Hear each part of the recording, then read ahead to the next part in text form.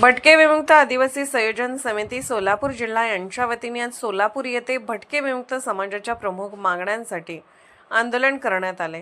या आंदोलनामध्ये पुढील प्रमुख मागण्या मांडण्यात आल्या। जनगणना 2027 मध्ये भटके विमुक्त समाजासाठी स्वतंत्र रकाना समाविष्ट करावा, जेणेकरून पाल, तांडा व उघड्यावर राहणाऱ्या समाजाची योग्य नोंद होईल।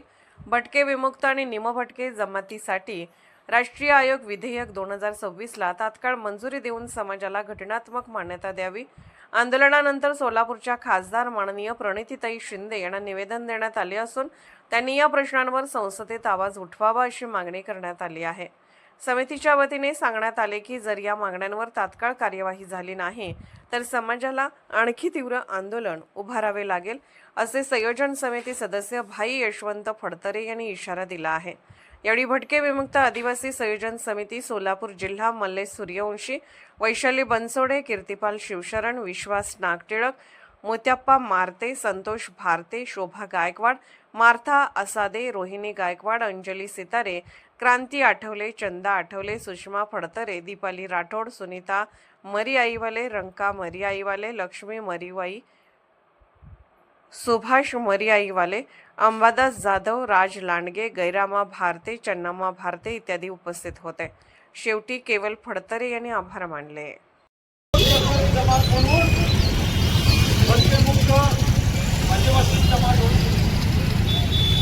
ब्रिटिशांना, इंग्रजांना या देशातून हाकलून देण्यासाठी भटके आदिवासी समाज तीव्र पद्धतीनं विरोध करत होता, त्याच्या विरुद्ध आंदोलन करत होता। या देशातून ब्रिटिश गेला पाहिजे अशा पद्धतीची भूमिका भटकेमुक्त आदिवासी समाजाची होती।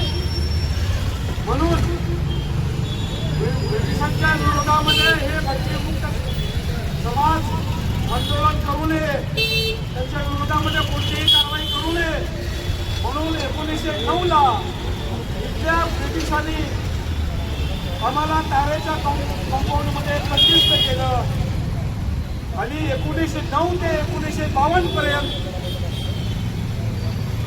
आम्ही तारेच्या कंपाऊंडमध्ये बंदिस्त होतो। या देशाला स्वातंत्र्य 47 ला मिळालं। या देशाची घटना हित असताना आम्ही जेलमध्ये होतो, आम्ही तारेच्या कंपाऊंडमध्ये होतो। घटना समितीने आमचा विचार केलेला नाही।